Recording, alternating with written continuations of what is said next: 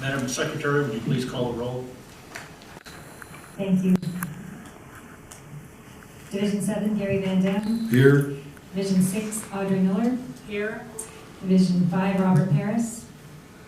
Division 4, Justin Lane. Here. Division 3, Frank Donato. Here. Division 2, Keith Dias. Here. Division 1, Shelley Sourcewell. Thank you. Item 4, adoption of agenda. Do I have a motion to adopt the agenda? I move that we adopt the agenda. Second. All in favor indicate by saying aye. Aye. Opposed? That's approved. Item 5, public comments. If anybody in the audience would like to address the board on any item that is not on the agenda, please feel free to do so now. Okay. Item 6, new business. 6A, ceremonial oath of office, administration for Audrey T. Miller, Director, Division 6. Be a pleasure, Your Honor.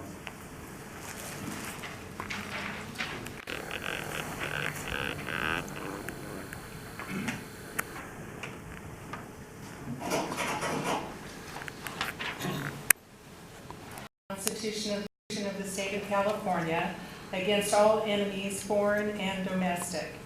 That I will bear true faith and allegiance to the Constitution of the United States and to the Constitution of the State of California. That I take this obligation freely, without any mental reservation or purpose of evasion, and that I will well and faithfully discharge the duties upon which I am about to enter. Congratulations, you're sworn in. Thank you.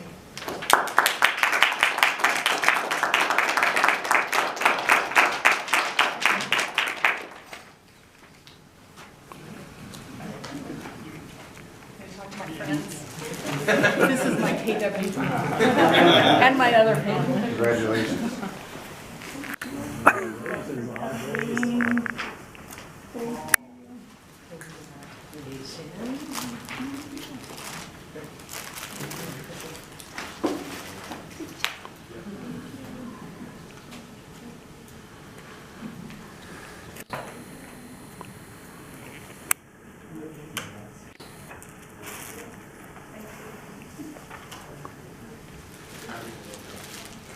Can't get away from the paparazzi.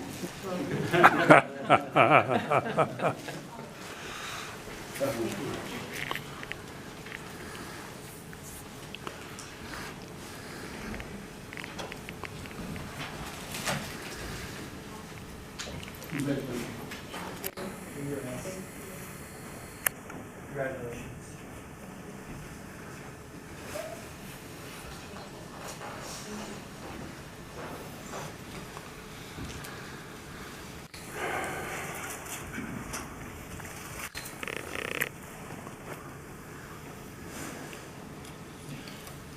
Item number 7, consent calendar.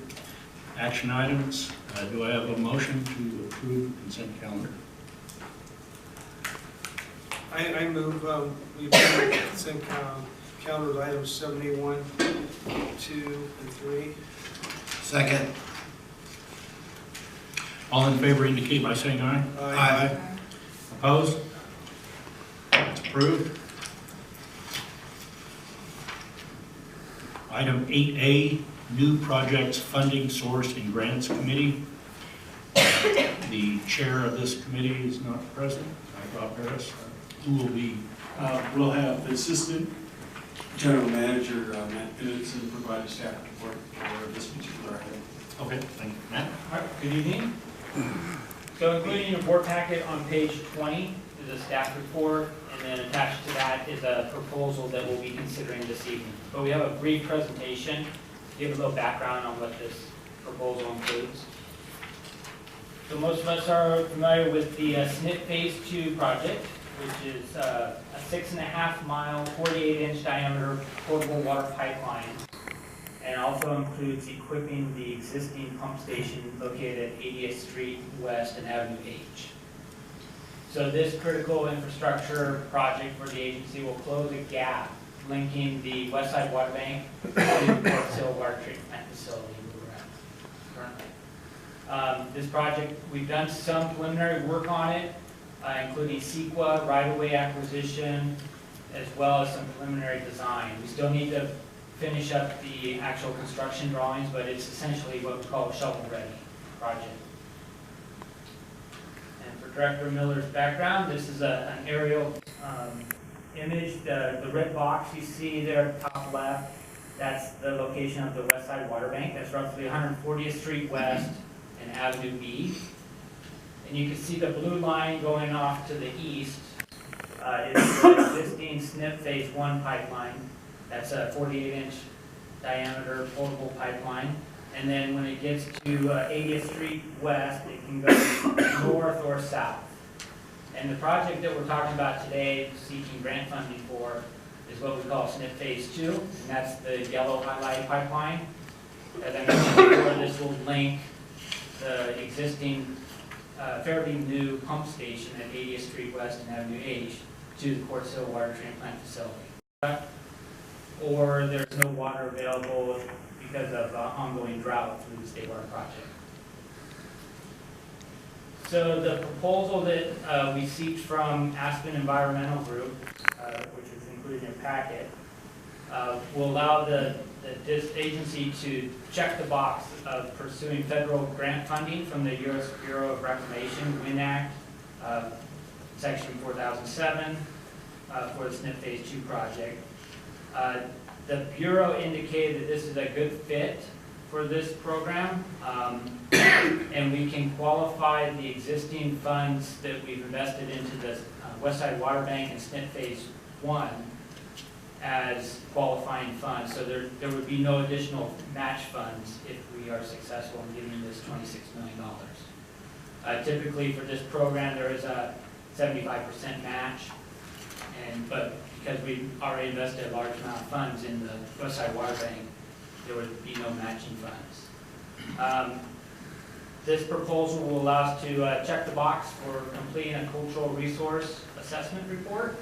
It's basically to go through and have a qualified cultural resource expert to go through and do some research on the proposed alignment of the pipeline to ensure that, and then also reach out to the Native American Institute, I believe it is, to verify that there's no historical sites there.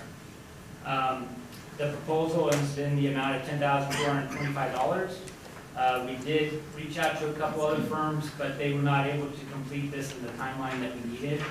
And we think this is a pretty fair price to complete this work. They can have it completed by the end of this calendar year and be able to submit this report to the U.S. Bureau of Reclamation. And I also should point out that it is included in our 2019-2020 operating budget. So with that, I'd be happy to answer any questions. Well, this line has been needed for many, many years. With this completion of this line, once this, if we get it done, we'll be able to run one treatment plant to take care of the entire HC with this connection. Can you elaborate on that?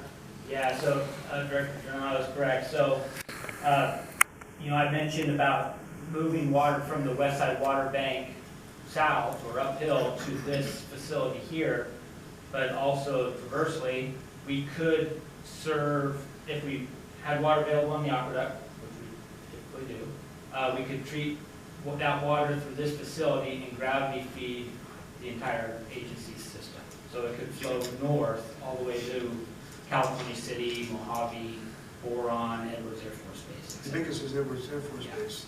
Yeah, so it does complete or improve the reliability for the water served to Edwards Air Force Base. As you know, it's a critical facility in our region, and as well as Cal City and Mojave area.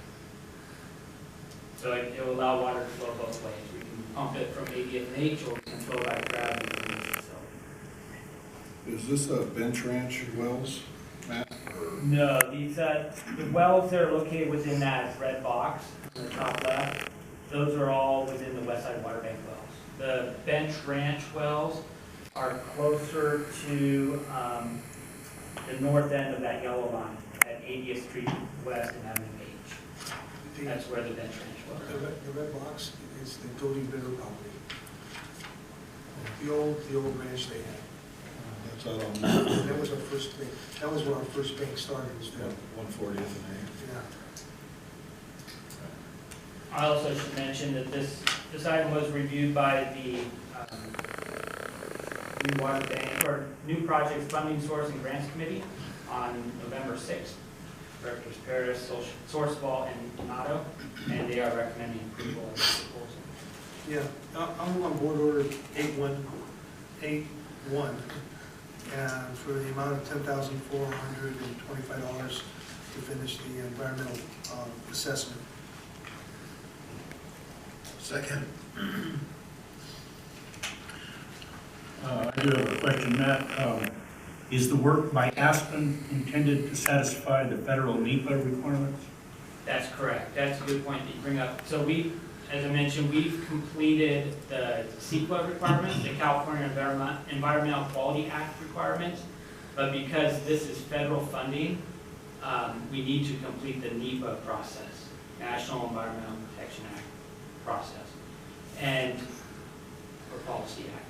And so everything that we've done with our CEQA documents satisfies the NEPA requirements with the exception of this cultural resource assessment. So by completing this cultural resource assessment, we will have satisfied the NEPA requirement. It's not the full NEPA requirements that would be necessary for some big federal projects, but for grant funding opportunities, this is the only piece of the NEPA requirement that we're missing, and that's why we need to complete this.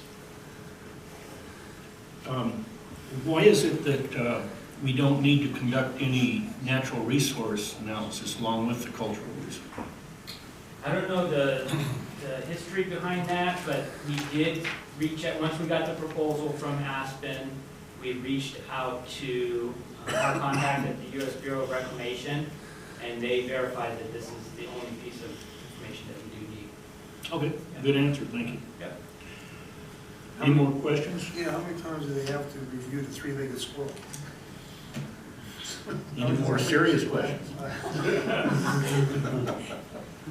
Any more discussion? We have a motion and a second. All in favor indicate by saying aye. Aye. Opposed? That's approved. Thank you. Thank you, Matt. I take it there's no old business under item 9? That's correct. Item 10, General Manager's Report. Dwayne? Thank you. Pass it to the town here. So, here's the General Manager's Report for November 12th, 2019. This is the watershed area. It's the Feather River region. It comes from Northern California. Most of all, well, I should say all the water that we receive that comes through the California water project, or state water project, comes from water that originates in this particular area. So it's very important for us to understand and recognize how much rainfall is falling in this region. That gives us an idea of how much water we might have available over the course of the year. So we monitor this very closely, and I provide updates to the board during each meeting. So we're very early in the water year, and we can see that we're not anticipating any precipitation, no precipitation expected for the first 10 days. This particular graph here shows what the average rainfall is of this northern Sierra 8-station region. You can see it starts out usually pretty low, about 2.9, gradually moves up in November to 6.6 and then 9.2. So water year starts in October and goes to September. So you can see we have a very large window here where we expect to get a lot of rain, and then it curtails down to July and August where we don't get much. We started October very dismally as far as rainfall goes, so we're very starting out short. However, as we had last year and other years, we can have 1 month or 2 months that could be quite extraordinary to make up for that gap. So for this particular period, we have we're a little shy of rainfall on an average basis. And to further explain the situation where we are, you can see here's October, November. You can see we're early in the period here. You can see there's not much rain that you would anticipate. Once again, this map shows that 8-station northern region here. This kind of light blue line here is kind of the average. So if you take all the rainfall in inches and you average it, it kind of comes out to somewhere about 51 inches per year is the average. So this gives us a gauge. Here's 3 years that are very dry and 4 years that were very wet. So you can get, like this was 2018 and 19, it was a very wet year, a little over 70 inches. And with the driest year being back in 1976, 77, where we had close to 19 inches. So we monitor this on a monthly basis and see how we're doing so we can anticipate what our water supply will be through the course of the year. One of the other aspects that is important to monitor is our reservoirs. These graphs here indicate the 2 main reservoirs that affect the State Water Project. This would be the Lake Orville Reservoir. That's the one that's located up here. It's the large dam in Northern California that withholds all that water that comes down the Feather River region and then allows it to flow through the State Water Project through the balance of the year. This red line here shows what the average conditions are over time. So you can see right now we're at 93% of average, and for San Luis Reservoir we're at 77% of average. Not bad considering the very light October that we've had so far. But these blue lines, or the blue numbers, kind of indicate that most of the reservoirs are fairly well full and ready for the new year. So we're looking very good as far as initial allocation for the State Water Project because the reservoirs are in a pretty good position right now. We do monitor where the what the average reservoir volume is in Lake Orville. That's corresponding to the same blue line here. And you can see this is where we are at today, so we're a little bit below average. And once again, San Luis Reservoir, this is an off-storage reservoir near the city of Los Banos and off Highway 5. And you can see that that's where we get a majority of our water for the initial allocation. And we're looking fairly good as far as where we're at today. Right in here is where we are, and that's average. So that's been pretty good. There's been some years we've been way down here, and that when you're down in this region, you're kind of anticipating that you're going to have some water shortages. So we kind of watch this fairly closely as we go through the water here. Closer to home, we have, this is our treatment plant capacities and what the current flow rates are. You can see we're running about 28 million gallons a day through the Quartz Hill plant, 2 million gallons a day at the Roseman plant, east side of 10 million gallons. And then Acton is off, and about 1 million gallons through the inner side, so 41 million gallons a day. We have a total capacity of 122 million gallons, so we're running about a third of our total capacity through treatment. And then the geopurification, or the water banking or water that we recover from our water banking facilities, provides us with the balance of our water. This is very small, a much smaller amount. You can see that we're on the east side about 0.7 million gallons a day, west side 2.6. That's the split between these two, the south and the north, the amount that goes north and the amount that goes south. We had some 1.6 million gallons a day coming out of the bench ranch to test those wells, about 4.9 million gallons a day total. So the vast majority of our water comes from the treatment process as opposed to our water banks at the present time. Hey, Dwayne, would you mind going back one slide? Sure. Is the east side treatment plant actually running at capacity? It's not running at capacity. Oh, okay. That's a typo there. That's okay, thank you. I'm sorry about that. So, as far as water banking goes, we're continuing to add water to the east side water bank, and we're also adding water to the west side water bank, as you can see here. Excuse me. And we'll continue to do that through the balance of the year. We also are putting a considerable amount of water in our water bank from Metropolitan Water District through our existing agreement with them. Excuse me. So that's where we are with regards to the amount. This Wait, is can you go back? sure. So this year we stored 115, what is this? No, it's 150 acre feet a day. Okay. Is what we're doing. We're close to, we have close to 80,000 acre feet of water stored in the ground, and we'll have about 27,000 acre feet of metropolitan water in the ground. This year? This year, yeah.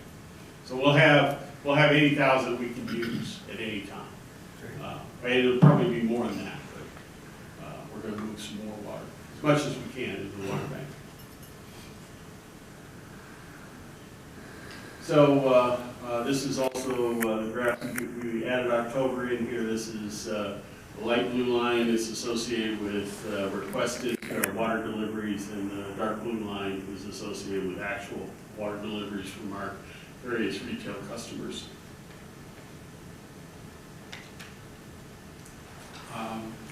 We are, as far as water quality updates, our TOC and bromide remain low in the aqueduct, which is important. We also, as you are aware, there's been a lot of discussion about PFAS, which is I can't pronounce what the acronym stands for, so I won't try. But in essence, what it is this has to do with contaminants associated with flame retardant materials, foams from, foam from fire suppression is a big one, non-stick pans, other types of flame retardant materials. That has entered into some water regions. And we've tested 3 wells, one on the east side, one on the west side, and on one of our Branch Ranch wells to see if we could detect any of this material, and we had no detection whatsoever. And remember, we're testing to parts per trillion, so it's a huge, very, very small amount with regards to that. So this is very, very good news for the agency, because there are some water agencies now that have actually closed down wells because of they've actually found material in the water supply. They've also there's pending rule making and maximum contaminant levels that will greatly affect how water is utilized in some of these regions where they have some of these pollutants and other problems. So. And it can be fairly significant, because at parts per trillion detection levels, it doesn't take hardly anything to be able to put a well out of service. So it's something we have to monitor and look at. But right now, it doesn't look like our aquifer has had any of these contaminants added to it. Is this substance from the materials they use for fires? Yes, a lot of it has to, the materials when they, use the foam to put out a fire, that's the material. So are you telling me now that the governor has come up with a new idea that he's going to cancel understand. No, I think what I don't think that what the governor is going to do is probably support rulemaking legislation that requires water agencies to remove these materials, blend these materials out in some way, otherwise don't use those water sources. That's essentially what they're going to try and, that's what's done. I can tell you, I know of at least 2 agencies that have voluntarily reduced use of wells where they could, where they had these, where they found these materials, just to make sure that they're not, even before they're required to, just to make sure that they're not, violating any future regulatory limits. Can this be run through like our treatment plant, where they clean it out? No, it's, you're gonna have to have a special wellhead type treatment that, and I'm not sure what technology is available that can do this at the present time. It's a very emerging new contaminant that's been brought to bear to try and have to address. But, they're talking, back when I started this,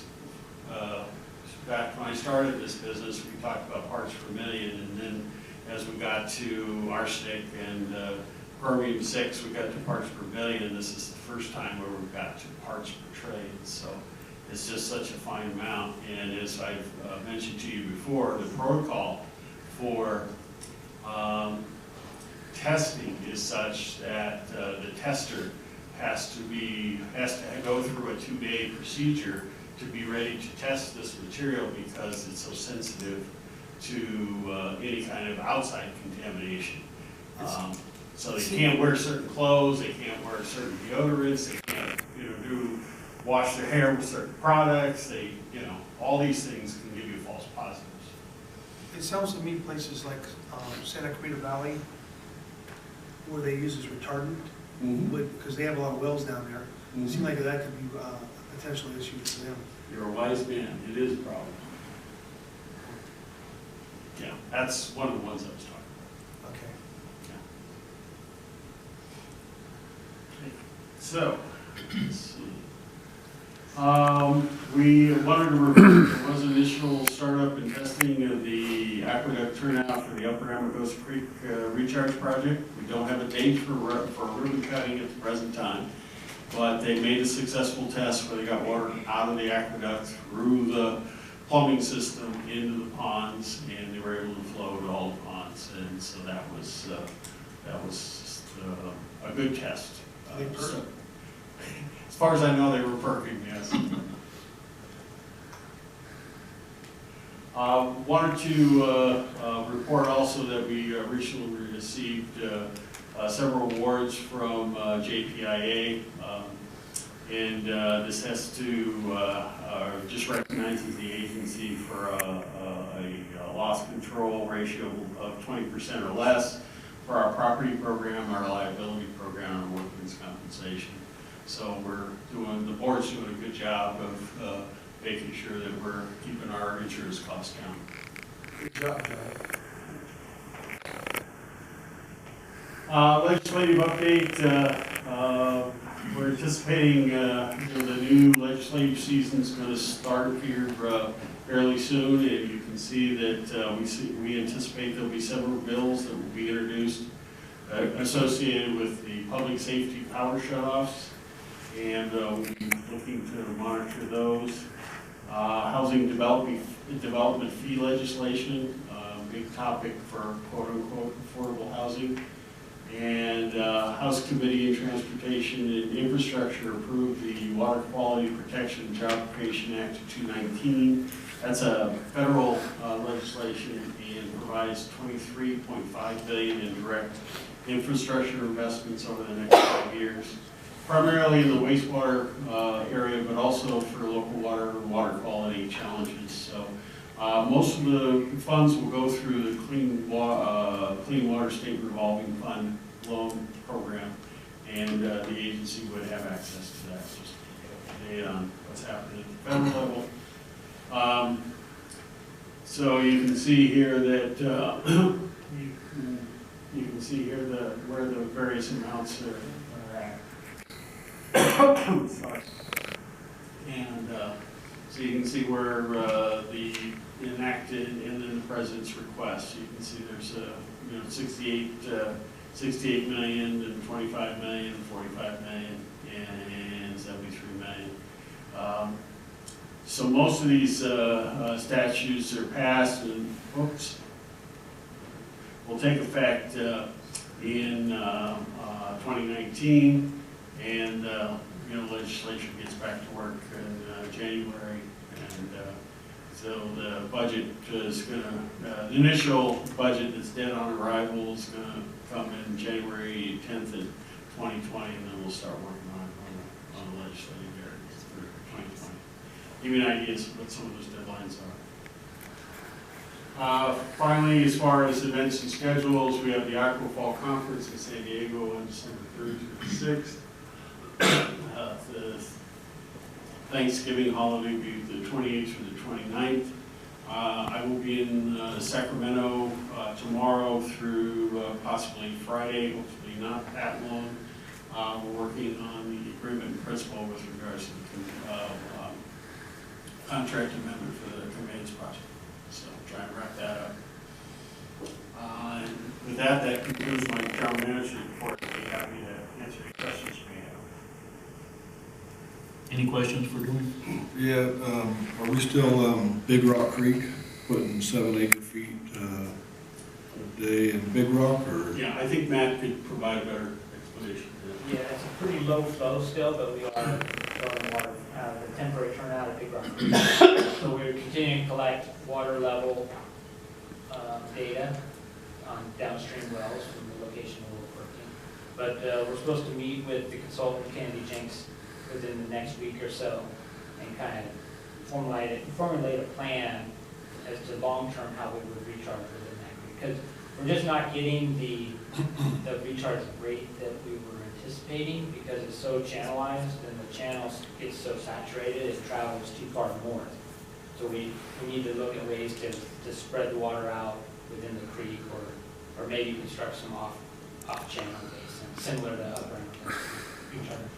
Is that water running across, what is it, Avenue T? Avenue T, we don't let it cross Avenue T. That's what is kind of modulating the flow rate. Right. We're trying to get it percolated in before it crosses Avenue T. If it reaches Avenue T, that's when we back it off. Okay. Yeah. But it's a pretty low flow right now. About 7 acre-feet in. I think it's even less than that. Less. Yeah, nice to 5. How long have we been doing that? It's been for the last day, I'd say maybe 2 months. What would you say, John? Yeah, probably 2 to 3 months steady. Right. So we're testing those monitoring wells to see if... Yeah, there's some wells downstream that are just off of the Big Rock Creek natural recharge, or natural flow area, Right. that we are monitoring on a regular basis to see if it's having any impact on the level. Nothing so far. Not really. It's not enough water to really make a big impact. Probably see more impact from natural recharge going down Big Rock Creek than what it would for. Right.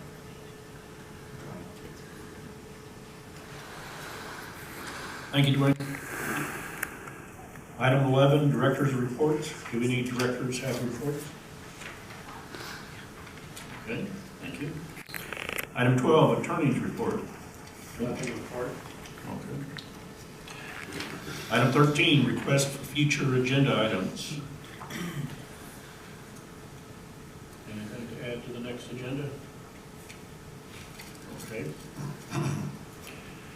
Item 14, closed session. Dwayne, do we need to go? Yes, we'll need to go into closed session on item B and C. Do we have a motion? Move to go into closed session. Second.